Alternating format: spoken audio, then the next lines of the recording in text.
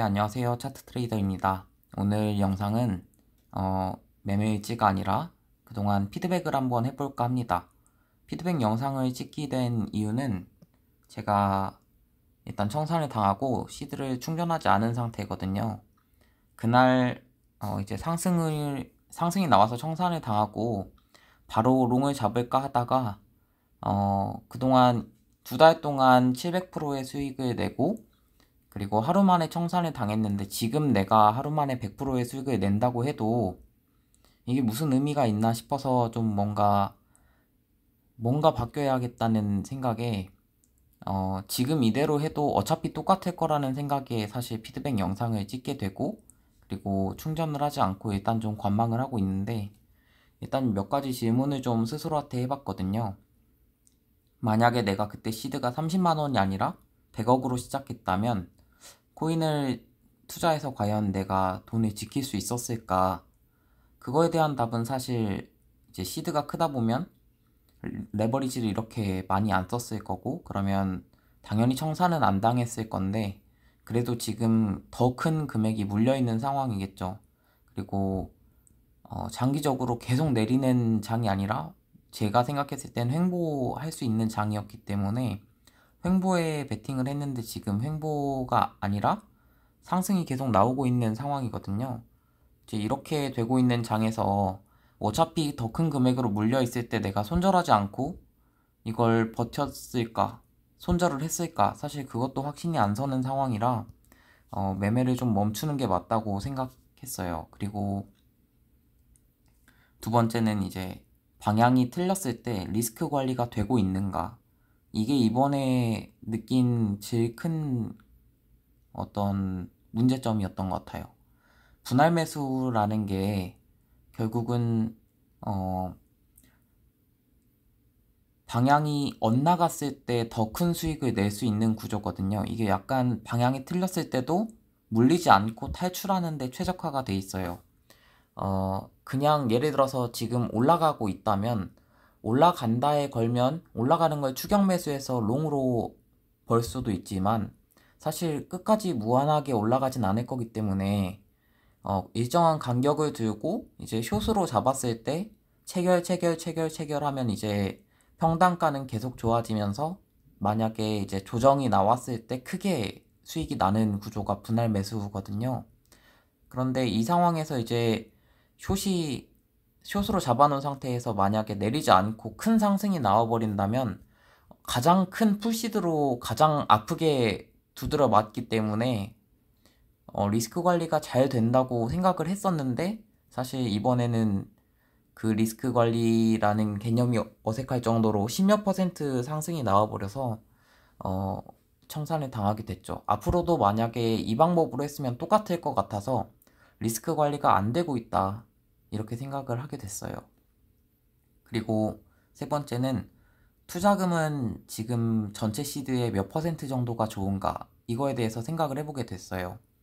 전에 분할 매수를 할 때는 당연히 체결이 안 될 곳에도 걸어놓기 때문에 풀시드를 여러 개로 나눠서 전체의 한 50% 정도만 체결이 되는 선에서 걸어놓고 나머지 50%는 체결이 안 될 곳에도 혹시 모르니까 평단을 낮추기 위해서 혹시 물렸을 때를 대비해서 이제 걸어만 놓는 실질적으로는 그냥 지갑에 있는 거랑 똑같은 형식으로 투자를 했었는데 그것도 이제 큰 상승이나 큰 하락이 나왔을 때는 오히려 청산을 피할 수 없게 되고 손절을 오히려 못하게 되고 너무 감당할 수 없게 큰 자금이 물리게 되는 그런 단점이 있어서 투자금을 어느 정도 일정 부분 덜어 놓고 투자할 수 있는 시드를 따로 몇 퍼센트로 정해서 그거 안에서 분할로 그것도 체결이 될 만한 곳에서만 하고 만약에 내가 생각한 것 이상으로 엇나갔다면 손절을 하는 방법을 정말 간절히 공부를 좀 해야겠다라는 생각을 이번에 하게 됐어요.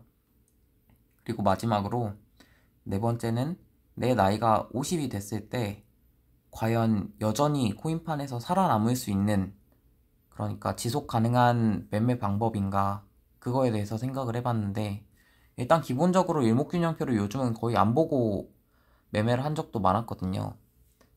일단 큰 하락이 나온 후에 조정을 받다가 그냥 횡보하고 재미없다가 갑자기 상승이 나오는 상황이었어서 어 뭐라고 해야 될까요? 방향이 저도 확실하지 않았어요. 그런데 그냥 시장에 계속 남아있고 싶었거든요. 그 혹시 모를 얼마의 수익이라도 좀 챙겨가고 싶었고, 그리고 그때는 연휴도 얼마 안 남았었고, 또 아무튼 여러 가지로 좀 잘하고 싶은 욕심이 있었던 것 같아요. 보여주고 싶다는 욕심도 있었고, 그래서 더 무리하게 투자를 했다가 이제 청산을 당했는데, 방향성에 좀 더 신경을 쓰지 않으면 내 나이가 만약에 제가 코인판에서 한 20년을 있었다면 20년 동안 절대 못 버틸 것 같다는 생각을 이번에 하게 됐어요.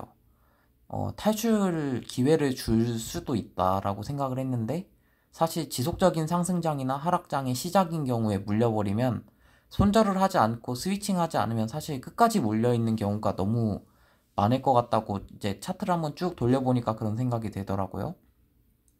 그래서 어, 매매 방법을 방향성을 맞추는데도 좀 초점을 두고 그리고 타점을 좀 더 신경 써서 잡아야겠다.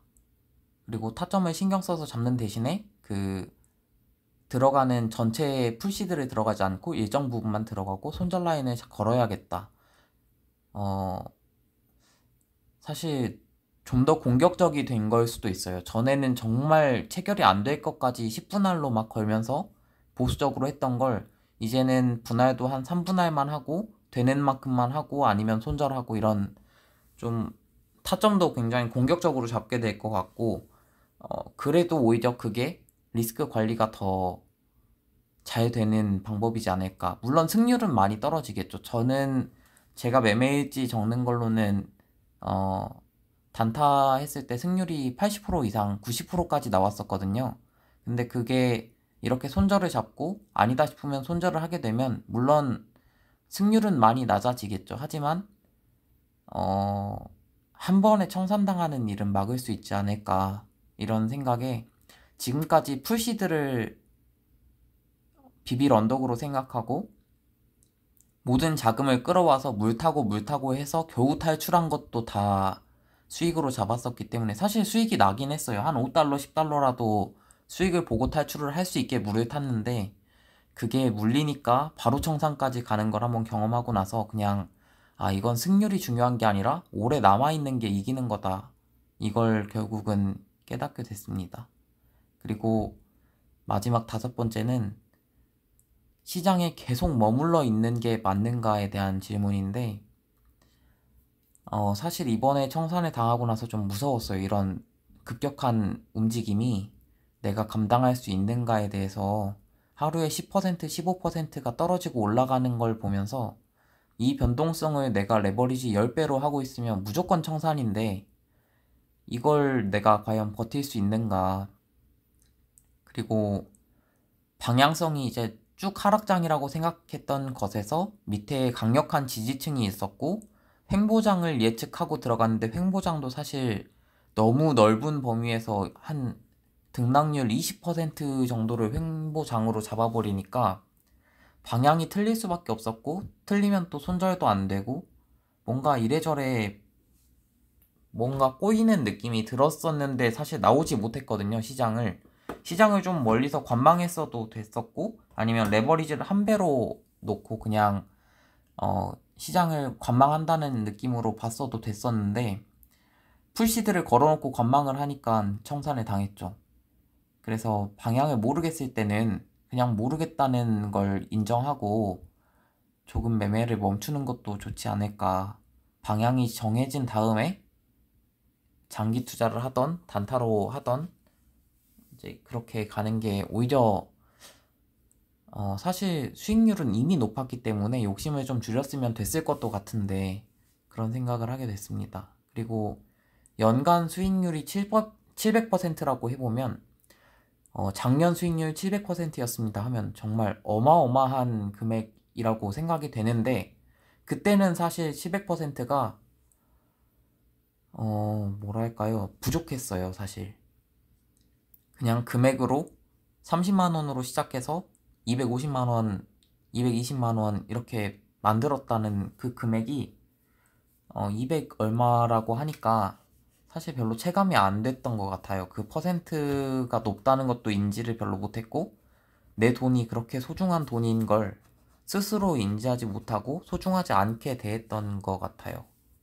그래서 결국은 이제 잘 안 됐는데, 이번에 좀 생각을 바꿀 건 연간 수익률 700%여도 되니까 좀 천천히 가자, 이런 생각을 하게 됐습니다. 그 전에 있던 챌린지는 30만 원으로 1000만 원 만들기였거든요.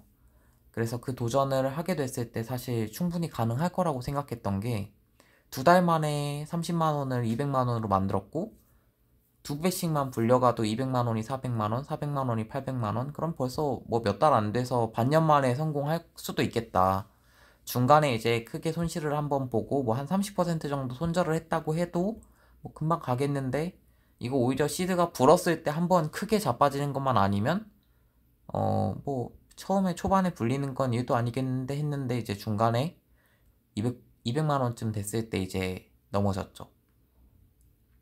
그래서 일단 목표는 좋았으나 방법이 너무 공격적이었다. 레버리지를 21배, 20배, 뭐 평소에 10배 이렇게 썼었기 때문에, 그 20배도 사실 10배로 먼저 했다가 이제 물리고 나서 탈출하려고 20배로 또 물 탔다가 청산당한 거라 뭐 할 말이 없죠, 이건.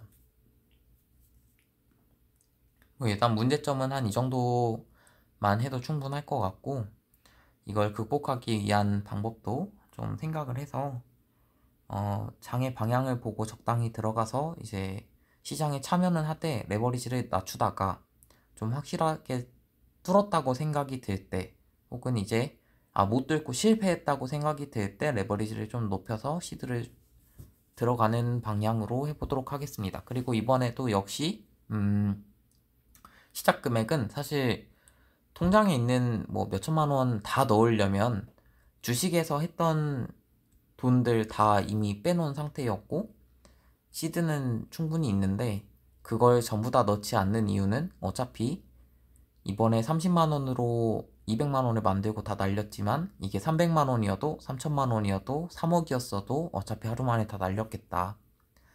그걸 깨달아서 이제 시드는 또 30만 원으로 시작하도록 하겠습니다. 참 몇천 달러씩 굴리다가 다시 30만 원으로 시작하려니까 깝깝한데, 그래도 작은 돈으로 굴릴 줄 알아야 결국은 큰 돈도 굴릴 줄 안다고 생각이 들어서 이번에 또 도전해보도록 하겠습니다. 다음엔 이제 매매 일지로 돌아올게요. 감사합니다.